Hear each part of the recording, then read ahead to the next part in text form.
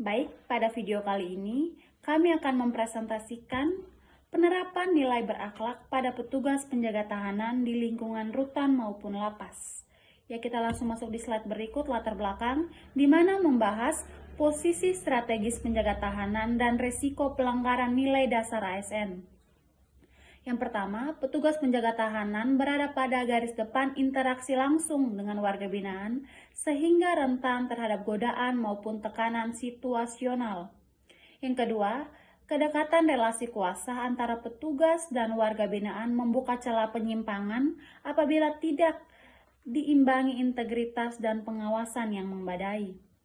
Dan yang ketiga, core value berakhlak, yaitu berorientasi pelayanan, akuntabel, kompeten, harmonis, loyal, adaptif, dan kolaboratif menjadi pedoman perilaku, namun implementasi di lapangan masih sering menghadapi berbagai tantangan nyata. Mengapa ini penting? Rutan adalah institusi yang menjaga hak asasi dan keamanan negara sekaligus. Yang pertama, nilai dasar berakhlak sebagai pedoman perilaku ASN. Yang kedua, kategori utama kasus pelanggaran yang teridentifikasi. Yang ketiga, tujuan bersama, pemasyarakatan yang akuntabel dan manusiawi. Baik, kita akan membahas 5 kasus pelanggaran nilai berakhlak. Yang pertama ada penyalahgunaan wewenang, yang kedua kekerasan terhadap warga binaan, yang ketiga gratifikasi, yang keempat diskriminasi, dan yang kelima penyeludupan barang terlarang.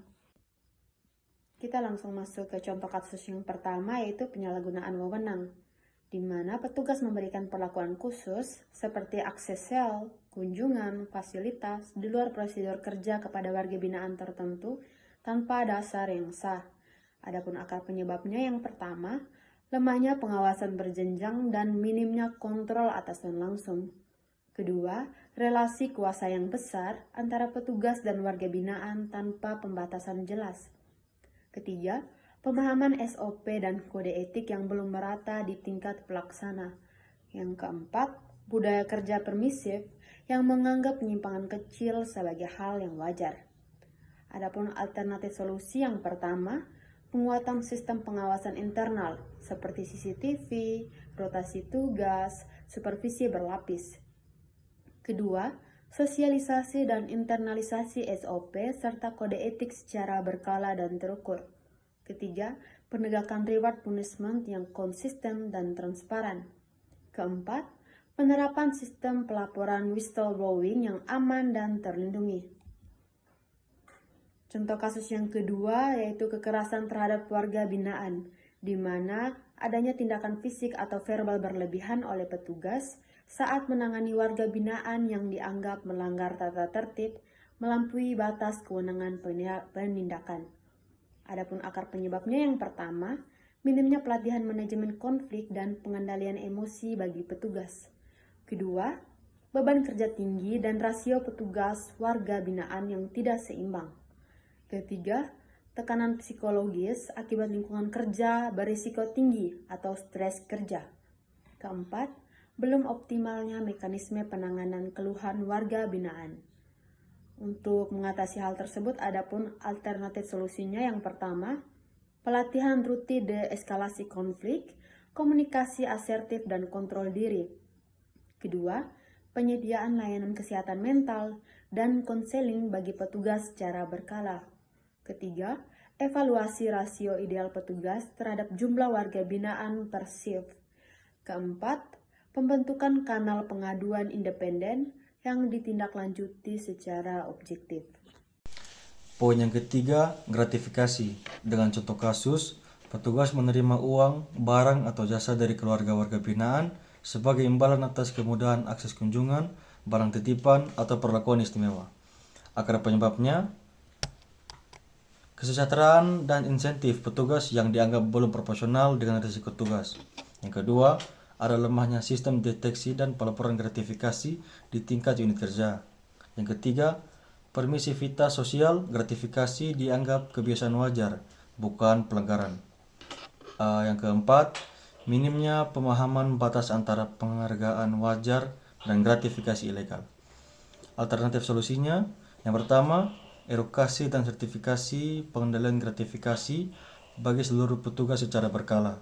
Yang kedua, penyediaan unit pengendalian gratifikasi atau UPG yang aktif dan mudah diakses. Yang ketiga, transparansi sistem layanan kunjungan dan titipan barang berbasis digital. Yang keempat, penegakan sanksi tegas disertai apresiasi terhadap pelaporan mandiri atau self-report. Di sini ada poin yang keempat, yaitu diskriminasi. Dengan contoh kasus, perbedaan perlakuan terhadap warga binaan berdasarkan latar belakang sosial ekonomi, agama, suku, atau status kasus dalam akses layanan maupun pengamanan. Akar penyebabnya, yang pertama, bias personal dan stereotip yang belum tersadari pada petugas. Yang kedua, belum adanya standar layanan yang seragam dan terukur untuk seluruh warga binaan. Yang ketiga, minimnya pelatihan kesetaraan, keberagaman, dan inklusi. Setelahnya, ada lemahnya mekanisme audit kesetaraan perlakuan dalam layanan harian. Setelah itu ada alternatif solusi. Yang pertama, pelatihan kesadaran bias dan penguatan nilai kebinekaan bagi seluruh petugas. Yang kedua, standarisasi SOP layanan yang berlaku sama tanpa pengecualian subjektif. Yang ketiga, ada audit berkala terhadap pola perlakuan dan layanan berbasis data objektif. Yang keempat, penguatan saluran pengaduan diskriminasi yang responsif dan rahasia. Kategori 5, penyelundupan barang terlarang. Contoh kasus yang pernah terjadi, petugas terlibat atau membiarkan masuknya barang-barang terlarang seperti handphone, narkotika, dan senjata tajam. Barang-barang ini kemudian dimasukkan ke dalam area hunian walaupun sudah melewati jalur pemeriksaan yang resmi. Hal ini terjadi tentu saja mempunyai penyebabnya. Yang pertama, prosedur pemeriksaan dan penggeledahan yang tidak dijalankan secara konsisten. Kedua, keterbatasan teknologi pendeteksi seperti X-ray dan body scanner yang tidak ada di titik-titik pemeriksaan, terutamanya di pintu utama. Ketiga, godaan finansial yang besar yang melemahkan integritas petugas. Terakhir, kurangnya pengawasan silang atau cross-check antar shift dan antar petugas. Penyebab-penyebab ini tentu saja masih mempunyai solusinya. Alternatif solusi yang pertama yaitu investasi dan pemanfaatan optimasi teknologi deteksi di seluruh titik akses. Kedua, penerapan sistem pemeriksaan berlapis dengan rotasi dan pengawasan silang. Ketiga, penguatan integritas melalui fakta integritas dan pengawasan internal yang intensif. Yang terakhir, kerjasama dengan aparat penegak hukum untuk penindakan tegas dan efek jera. Berikut kami lampirkan matriks ringkasan kasus.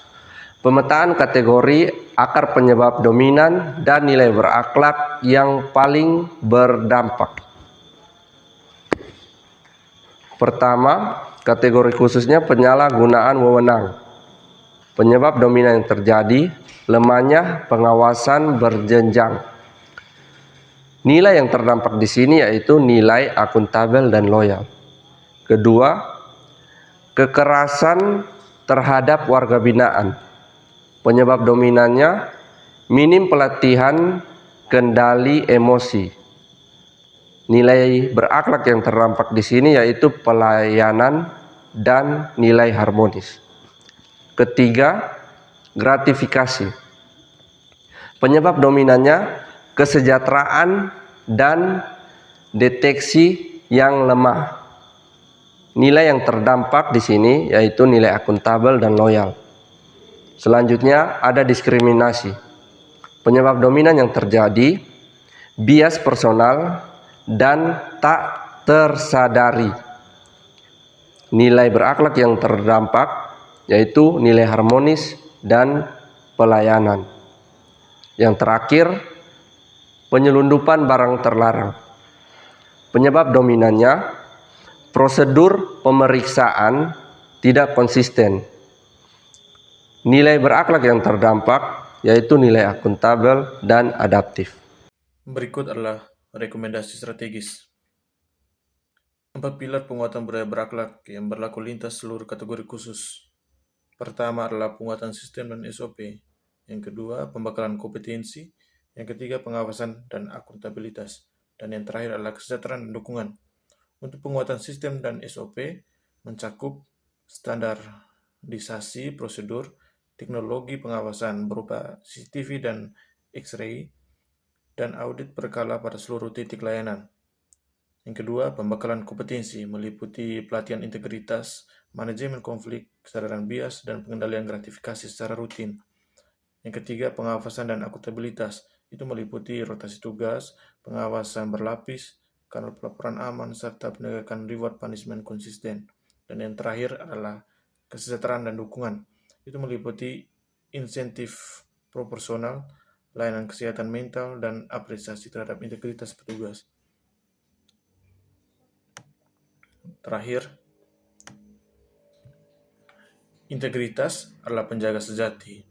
Penerapan berakhlak secara konsisten oleh petugas penjaga tahanan adalah fondasi utama mewujudkan sistem pemasyarakatan yang akuntabel, manusiawi, dan dipercaya publik. Sekian presentasi dari kami ucapkan limpah terima kasih.